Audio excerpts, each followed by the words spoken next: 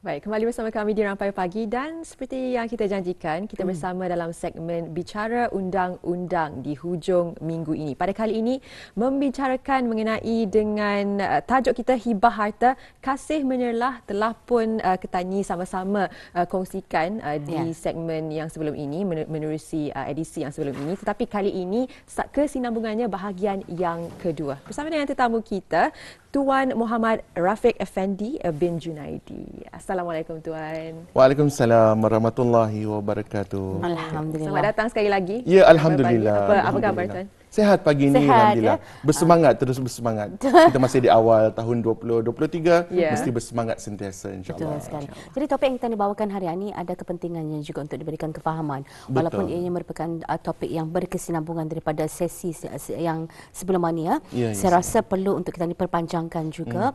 Masyarakat faham, institusi keluarga ataupun orang akan lebih teguh apabila memahami konsep hibah dalam keluarga, sesebuah keluarga tersebut. Kita akan terus juga dalam segmen kita ni membicarakan di mana perbincangan sesi lepas telah juga mengutarakan sejauh mana hibah memainkan peranan sebagai alternatif kepada kaedah pengurusan harta pusaka. Mungkin berkesinambungan daripada sesi sebelum ini, apa yang akan cuba kita ni rentangkan untuk hari ini. Silakan. Okey, baik. Terima kasih. Saya mulakan perbincangan kita pada pagi ini dengan saya buat satu pantun untuk dua serikandi kita. Bual bicara undang-undang semakin dicanang, moga ilmu terus dijulang.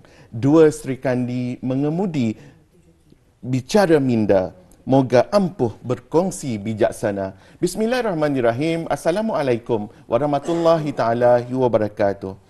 Pada sesi yang lepas, Januari yang lalu, pada edisi yang pertama berkaitan tajuk yang sama, Hibah Harta Kasih Menyerlah. Kenapa saya memilih tajuk ini? Disebabkan kedudukan ini, fenomena ini sebenarnya begitu kurang dimaklumi atau diambil perhatian oleh masyarakat kita ni. Sebab mungkin hanya berpandangan dalam pengurusan harta dan pusaka hanya bergantung kepada isu faraid. Tetapi saya telah nyatakan sebelum ini bagaimana hibah memainkan peranan penting sebagai salah satu bentuk instrumen pengagihan atau pemberian harta dan pusaka. Kita juga telah membentangkan ini pada perbicaraan pada perkongsian yang lalu, iaitu berkaitan dengan kedudukan hibah ini diberikan ianya berkuat kuasa semasa hidup, manakala wasiat pula berkuat kuasa selepas kematian.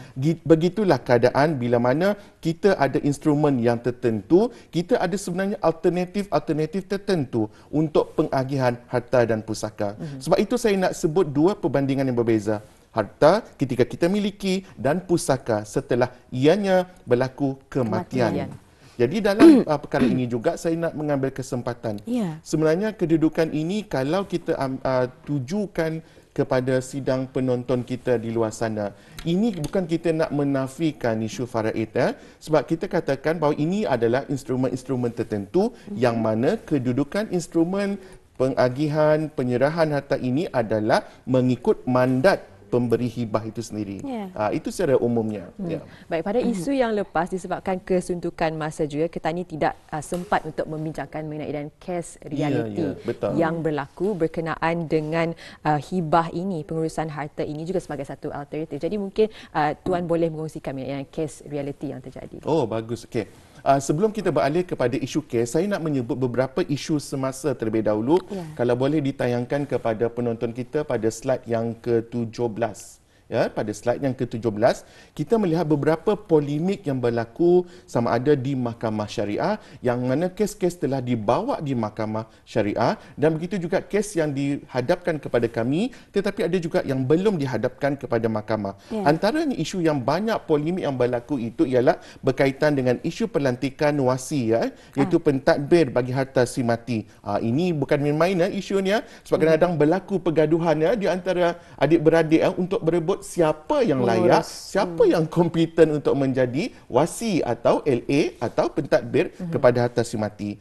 Kedua, ia juga antara isu semasa kita akan lihat bagaimana kurangnya pengetahuan tentang prosedur-prosedur yang berlaku, yang perlu dihayati, yang perlu diambil perhatian apabila sesuatu proses dihadapkan di mahkamah. Kemudian kita juga melihat contoh-contoh semasa yang melibatkan beberapa contoh kewangan dan juga yang melibatkan isu perumahan, contohnya rakyat jati dan sebagainya. Ini antara beberapa masalah polemik yang dihadapkan kepada kami. Tuan, dia kata sama ada boleh diserahkan ke, boleh dipindah milik ke, ataupun boleh diselesaikan melalui faraid ke tentang perumahan ini. Itu contoh. Jadi saya insyaAllah akan berkongsi selepas ini berkaitan dengan kedudukan itu mengikut perspektif selaku pengamal undang-undang syariah. Sudah tentu kita akan mengatakan bahawa ianya juga akan terikat dengan undang-undang yang sedang berkuat kuasa di negara Brunei Darussalam ini. Itu. Okey, berbalik kepada contoh kes ni tadi. Kalau melihat kepada contoh kes pada muka pada slide kita yang ke-15 misal kata. Dalam slide yang ke-15 ini, saya cuba merujuk kepada beberapa contoh kes. Ini ada kes adalah realiti dan juga dapatan, iaitu keputusan-keputusan kes yang saya rasa perlu dikongsikan supaya ianya menjadi satu timbang tara, satu pedoman kepada penonton di luar sana. Pertamanya, isu maradul maut. Iaitu apabila keadaan isu maradul maut ni ianya memang endingnya kepada kematian, yang mana ia akan menyebabkan mereka yang menderita sakit itu tadi dalam kurang daripada 1 tahun berterusan secara konsisten berhadapan menderita tentang penyakit yang dihadapinya. Itu yang kita fahami tentang konteks maradul maut. Berdasarkan kepada bab 12 Akta Hibah, dia kata ini yang perlu dijelaskan, jika keadaan ini berlaku, pihak waris itu hanya layak mendapat 1/3 daripada harta yang dihibahkan. Jadi kita kena tengok tempoh masa. Kalau perkara ini dibawa ke mahkamah, tempoh masa itu yang kita katakan bahawa jikanya dalam konteks maradul maut, ianya hanya boleh diperolehi oleh waris sebanyak 1/3 saja. Daripada jumlah hibah. Ya, daripada jumlah hibah. Persoalannya, bagaimana kalau dia nak dapat lebih? Itu mesti ada persetujuan daripada kesemua ahli waris. Ya?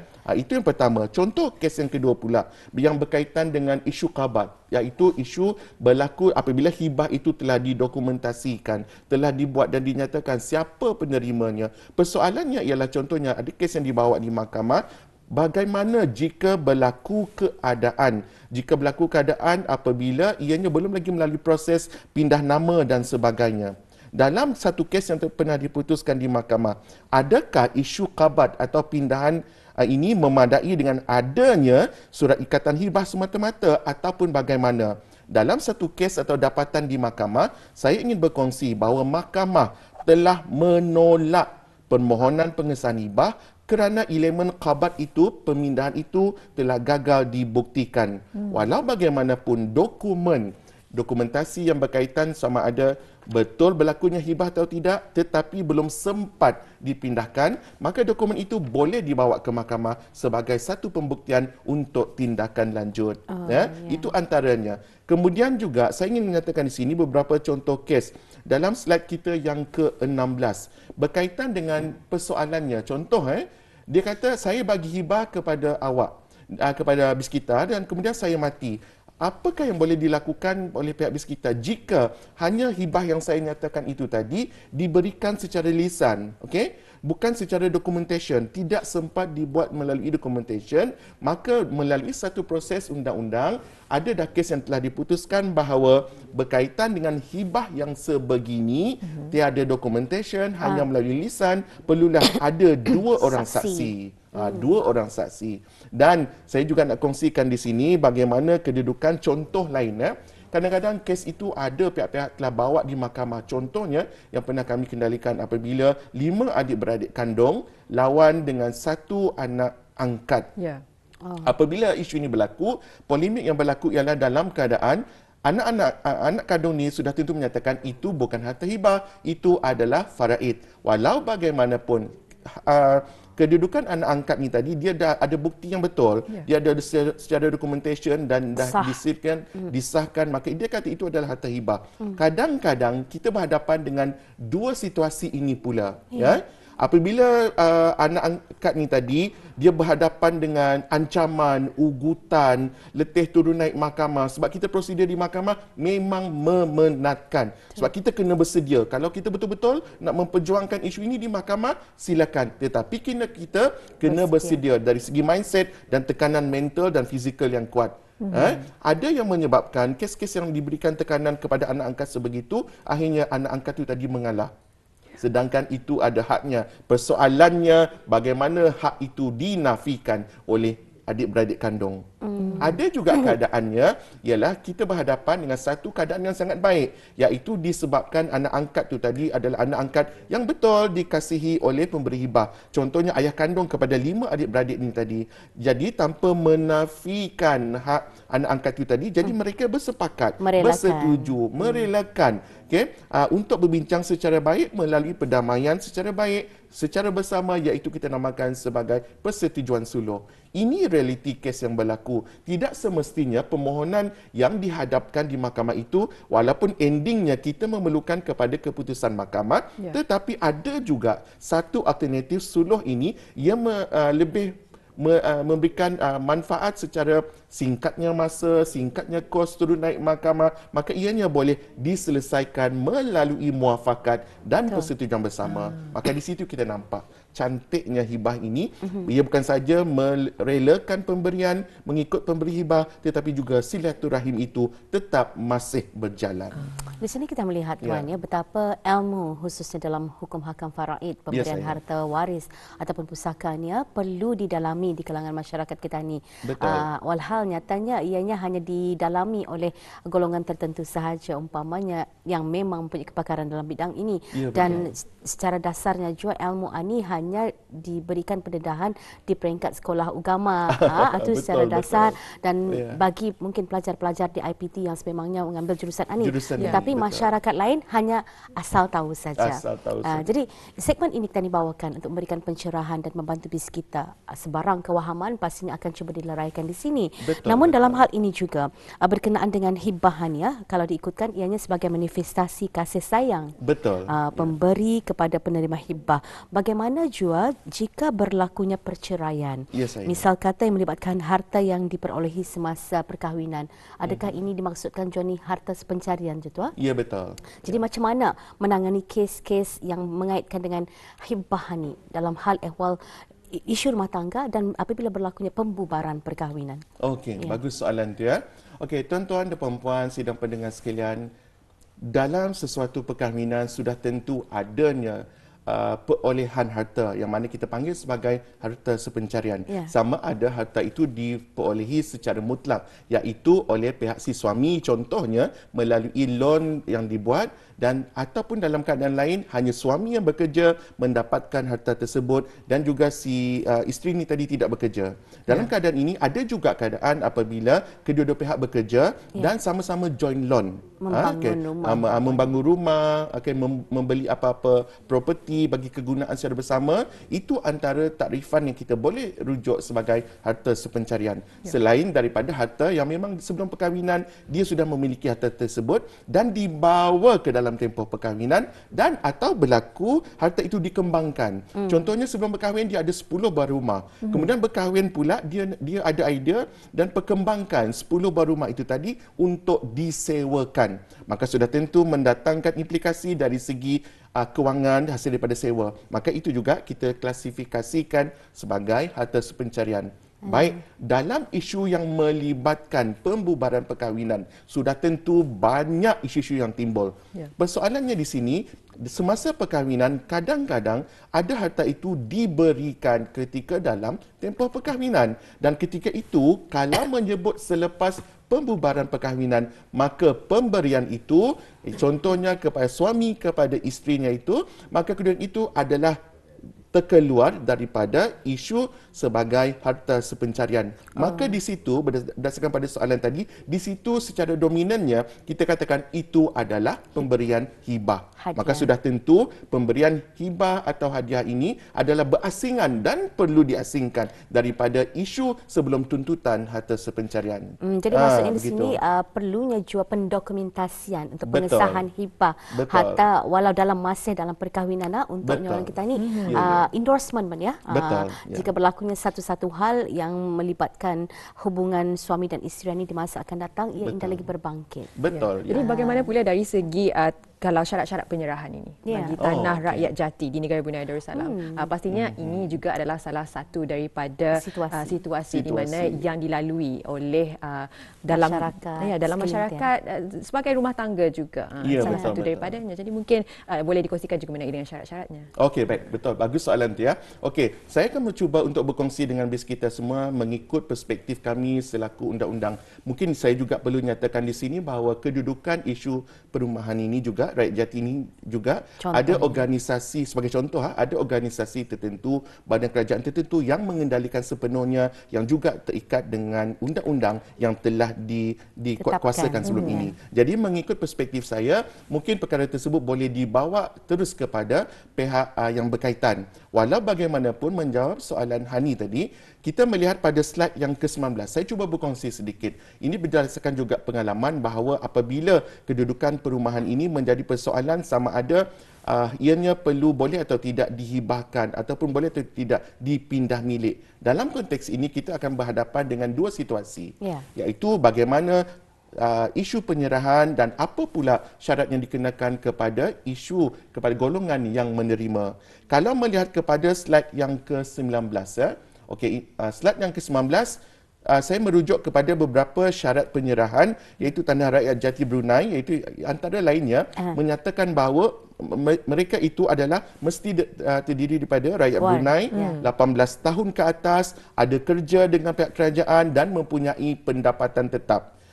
Berkaitan juga dengan rakyat jati mutlak ni, memang kita ada undang-undang yang berasingan, iaitu di bawah bab 4(1)(a) Undang-Undang Taraf Kebangsaan Brunei 1961. Jadi dalam isu siapa yang layak nak kita serahkan dan layak nak menerima ni, maka ianya hendaklah terdiri daripada waris yang terdekat. Ini yang telah termaktub seperti yang kita lihat dalam kaca TV sekarang ni, kita lihat itu juga kedudukan antara aspek yang menyebut tentang penyerahan. Persoalannya bagaimana isu yang berkaitan dengan penerima pula, kita lihat kepada slide yang ke-20.